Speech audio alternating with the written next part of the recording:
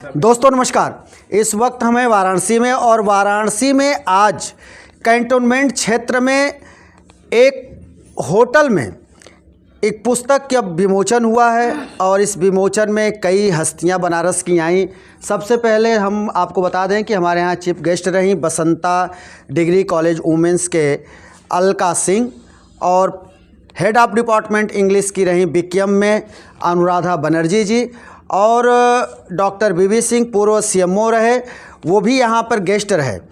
उसके बाद सुचरिता गुप्ता जो नेशनल स्तर की गायिका रहीं। ये जो बुक का विमोचन हुआ, इस बुक के विमोचन के बारे में हम आपको वीडियो में आगे बताएंगे, पूरा विस्तृत आपको जानकारी मिलेगी और जो वक्ता यहाँ आए थे, जो गेस्ट आए थे, उन्होंने क्या बोला उसको भी आप सुनेंगे। लेकिन यहाँ इस वक्त जो है उस पोएम की जो बुक है उसको लिखने वाले रिद्धिमा मिश्रा और उनके जो है पापा मम्मी, उनके दादाजी यहाँ बैठे हैं, तो हम उनसे ये जानेंगे कि रिद्धिमा को इतनी कम उम्र में ये कहाँ से प्रेरणा मिली कि हमको पुस्तक लिखना चाहिए। और जो है घर के परिजन आज के परिवेश में इतनी कम उम्र की छात्रा को, इतनी कम उम्र की बच्ची को उन लोगों ने किताब लिखने की अनुमति कैसे दी, जबकि इस उम्र में बच्चों को घर में डांट पड़ती है कि तुम पढ़ती नहीं हो, तुमको पढ़ना चाहिए, तुम ये सब फालतू की चीज़ें क्या कर रही हो। तो हम इसी पर जानकारी उनसे लेंगे। मम्मी हैं? मेरा नाम मंजू मिश्रा है, हम रिद्धिमा की मम्मी हैं जी। आपको ये कैसे लगा कि आपकी बिटिया किताब लिखेगी और एक दिन उसका विमोचन होगा, ऐसा आपको कभी लगा था या इसको लिखते पढ़ते आप देखती हैं घर में? नहीं, लिखते पढ़ते तो नहीं देखते हैं घर में, लेकिन ये 4th स्टैंडर्ड में थी तो हम लोग पेरेंट्स मीटिंग में जाते थे तो टीचर से हमेशा कंप्लेन रहता था, कि आपकी बेटी कोर्स पूरा नहीं करती है, कोर्स का वर्ड नहीं लिखती है, कोर्स अपनी वर्ड लिखती है। अच्छा, मतलब वो की वर्ड नहीं लिखती है, किताब का शब्द नहीं लिखती है, वो अपने तरफ से एक्सप्लेन करती है। हाँ, अपने तरफ से एक्सप्लेन करती है। हाँ।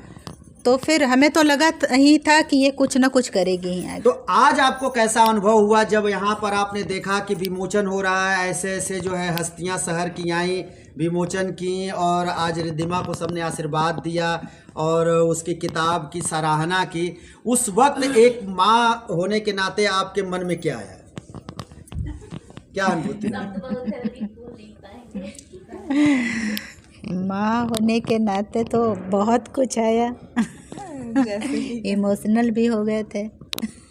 ये तो बहुत अच्छी, कोई भी माँ बाप होगा तो इमोशनल होता है। पापा से कि आपने जो है अपनी बिटिया को, कब आपको लगा कि ये किताब लिखेगी या किताब लिखना चाहती है, ये आपको कब अनुभव हुआ और आपने इसको क्या किताब लिखने के लिए प्रेरणा आपने दी?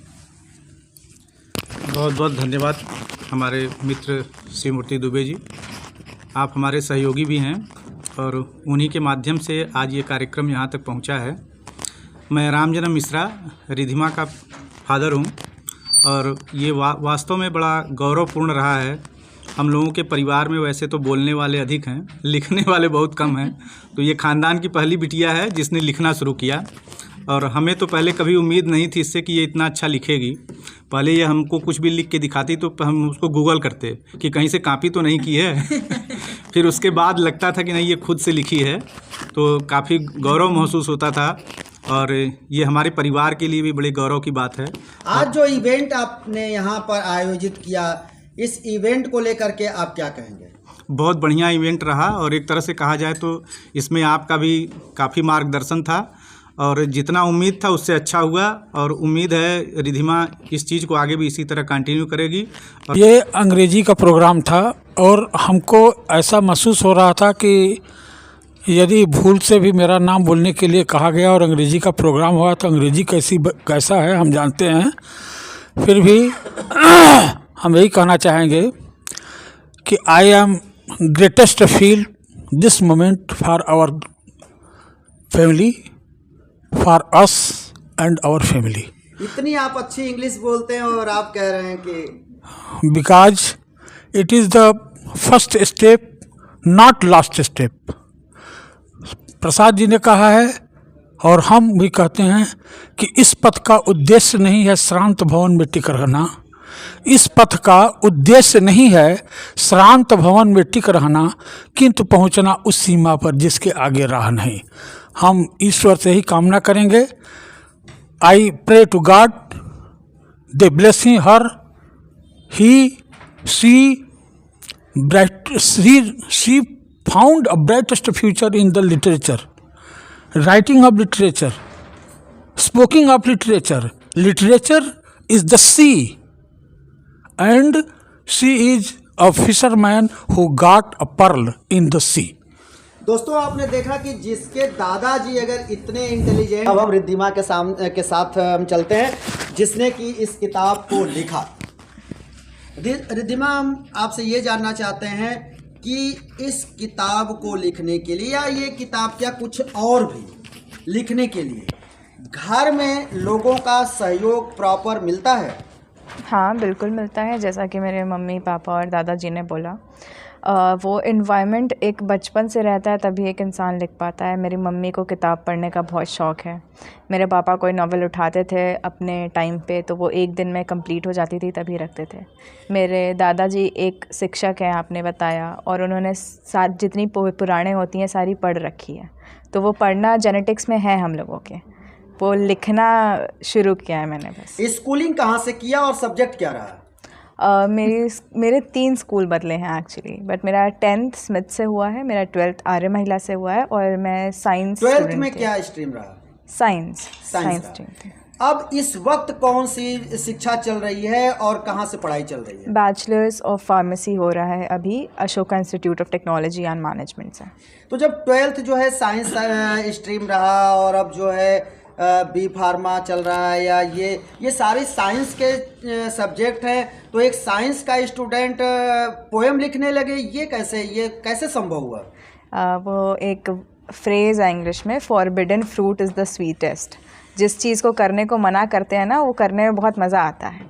तो जब हम साइंस स्ट्रीम के थे तो साइंस स्ट्रीम बहुत लेंदी होती है और बहुत टाइम लगता है उसको कवर अप करने में, बट मेरा फेवरेट सब्जेक्ट हमेशा से इंग्लिश रहा है। एक बात हम पूछना चाहते हैं कि कोई भी लिटरेचर से हमेशा पोएम जो है टफ होती है, इसको माना जाता है। और जो भी बच्चे पढ़ते हैं, इंग्लिश पढ़ते हैं, तो वो लिटरेचर के लिए तो वो तैयारी कर लेते हैं, लेकिन वो पोएम उनके लिए टफ लगती है। और पोएम को ही चुना, तो क्या आगे पोएम और भी लिखने की इच्छा है या फिर लिटरेचर के तरफ भी जाने का मन बना है?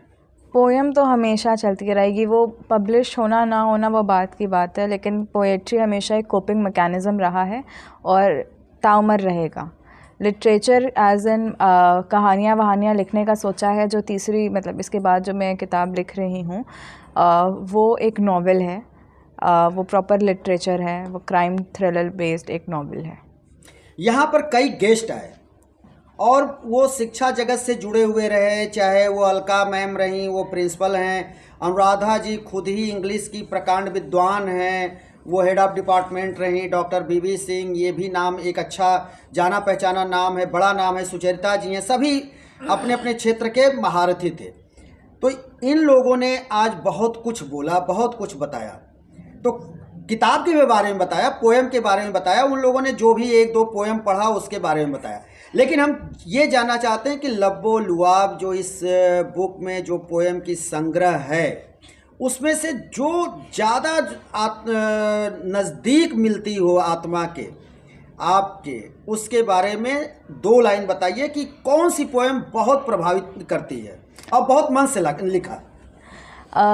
पोएम नंबर 21 इमोशंस नाम है पोएम का। वो मेरे हिसाब से पेज नंबर 49 पे होगी किताब के। वो ज़्यादा बड़ी पोएम नहीं है, एक 4 लाइन की पोएम है, बहुत ज़्यादा ऐसे फ्रोज़ पैटर्न में लिखी गई है, सोनेट फॉर्म में।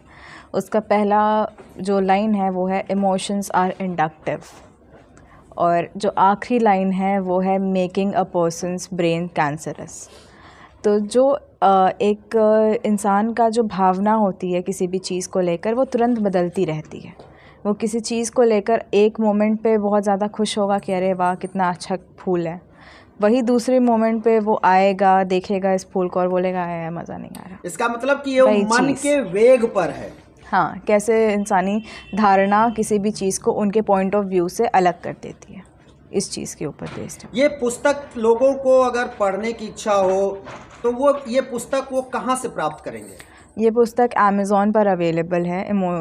It's cold outside isn't it, search करेंगे आप तो वो अमेज़ॉन पे मिल जाएगी। इसके अलावा आप writers pocket network online search करेंगे। बुक की नाम एक बार फिर जो है इत्मीनान से बताइए ताकि हमारे दर्शकों को अच्छे तरह से वो पता चल जाए। It's cold outside isn't it. आप रिद्धिमा के दादाजी हैं और आपसे हम ये जानना चाहते हैं कि रिद्धिमा के इस पुस्तक का विमोचन हुआ है, इतनी सारी हस्तियां यहाँ आईं और लोगों ने इस पुस्तक की बहुत ही सराहना की। इस सब को लेकर के आप क्या कहेंगे और जो आपकी पोती है उसकी प्रतिभा को लेकर के क्या कहेंगे?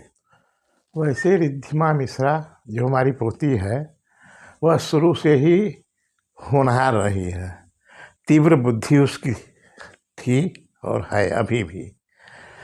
और इंग्लिश, वैसे तो हम लोग हिंदी भाषी घरेलू माहौल से आते हैं, लेकिन इंग्लिश पर भी उसका एक का अधिकार अच्छा है, तो इसलिए उसके बहुत आगे बढ़ने की संभावना बनती है कि वो जो है कुल का नाम रोशन करेगी और आगे जो है अच्छी सर्विस में इन्वॉल्व हो या ना हो ये तो प्रकृति की देन है, लेकिन फिर भी उसके काम काज से, पढ़ाई से हम लोग संतुष्ट हैं।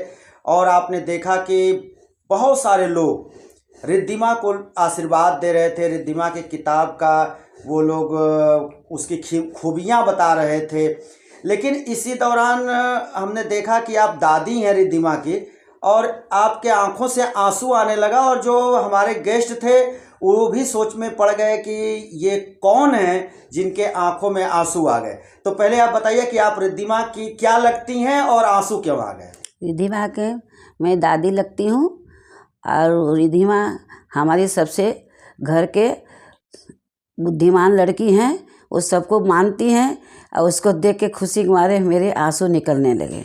यानी आप दादी हैं और आपके जो आंसू निकले वो खुशी के आंसू छलक पड़े। हाँ, कि इतना मेहनत करके वो कोरोना काल में अपना कहानी लिखी, कविता लिखी, सबको प्रेरणा दी, घर के बड़ों को, बुजुर्ग का सबको आशीर्वाद उसका दे, जितना लोग आए थे उस सबका आशीर्वाद उनको मिले। आप अपने तरफ से कुछ खास आशीर्वाद देना चाहेंगे? वो तो आशीर्वाद तो सबको ही दे ही रहा था, तो हम भी तो आशीर्वाद दिए कि कम से कम पोता पोती का सबको देख लिए हम, अब अच्छे से सब लोग पढ़ रहे हैं, पढ़ाई लिखाई इसी तरह सब लोग अपने अपने बेटी को पढ़ाई लिखाई करके आगे बढ़ाने के लिए इच्छा करिए। तो आपने बहुत बड़ी बात कही और वास्तव में हर घर के लोगों को सोचना चाहिए कि इसी तरह से बेटियों को भी आगे बढ़ाएं, यही आप कहना चाहती हैं? जी हाँ। चलिए, आपको बहुत बहुत धन्यवाद और आपको प्रणाम भी। और आप रिद्धिमा के कामयाबी पर आपके आंसू जो खुशी के छलके वो सबने देखा और सबने, और तो वहाँ पर लोग कहने लगे कि हम तो पहचान गए कि ये रिद्धिमा की दादी ही हैं। क्या ये दादी होंगी चाहे नानी होंगी, नहीं तो और किसी के तो आंसू खुशी के छलकेंगे नहीं। असमिया वाला कविता खाली एक ठो याद है, वही। हाँ, सुना दीजिए। अरे वाह, क्या बात है। कोने मुख तुली ताली करिले नांगर, मोहाना मीठा माते पाहरी भागर, करी सिर स्नेह मुख दुगालत सुमा खाए, तेवे मोर मरमर पूजनिया आए। एकर मतलब जो हमसे छोटे पर से पालता पोसता है वही मेरी माता पिता होते हैं, और इसलिए दोनों गल पर चुम्बन देते हैं और प्यार करते हैं। अरे वाह, क्या बात है। आप जो दर्शक हमारे हैं वो भी कहेंगे कि एक कामयाब अगर पोती है तो दादी को भी और भी भाषाएं आती हैं। हमने सुना आपको बंगाली भी आती है, तो कुछ बंगला में भी आप बोल दीजिए इसी तरह से। बंगाली में यही 2-3 लाइन गाना है जी। निजु मा संधाय पंत पाखीराज आकाशे बोत भूले जाए, निजु मा संधाय दूर पहाड़े उदास बेगे सिया से, बाका से छिपी छिपी निजे ने पाकली आमा के बोले दीते छाय, निजु मा संधाय, निजु मा संधाय। आपको इतनी भाषाएं आती हैं, हम तो आश्चर्यचकित हैं। हम तो इतने दिन से मिलते हैं लेकिन हमको नहीं मालूम था कि आपको इतनी भाषाएं आती हैं। ये बहुत बड़ी खासियत है दोस्तों कि जिसकी दादी को इतनी भाषाएं आती हैं तो आने वाली जो पीढ़ी पाँच होगी का निश्चित तौर पर। और 5 का कविता अंग्रेजी का 2 थे 3 थे याद है। अच्छा, आपको इंग्लिश की कविता भी याद है? हाँ, तो क्या बात है, उसको भी सुना दीजिए। Sweet sleep come here lies baby dear, mother is very near, come sleep come soon, don't look naughty moon. एक ठो ये कहानी कविता है। एक ठो ये है, ring ting ting the school bell rings, classes begin, letters get in, we shall read write and sing. आपकी क्या उम्र होगी इस समय? इस समय 70 साल की आपकी अवस्था है और बचपन की आपको इंग्लिश की कविता याद है, आपको आसामी भाषा में कविता आपने अभी सुनाया, बंगला में सुनाया, हिंदी इतना अच्छी बोलती हैं, तो ये तो कमाल की बात है। और एक ठो ये भी है, Jack and Jill went up to hill to fetch water, Jack fell down and broke his crown and कमलिंग टॉप वाटर। दोस्तों, हम खुद ही हैरत में हैं और आश्चर्यचकित हैं कि अम्मा को इतनी भाषाएं आती हैं और इतनी सारी चीज़ें आपके अंदर सजो करके आप रखी हैं। हम बरसों से आ रहे हैं लेकिन हमको भी कभी आपने बताया नहीं, सुनाया नहीं। खैर चलिए, आपको बहुत बहुत प्रणाम।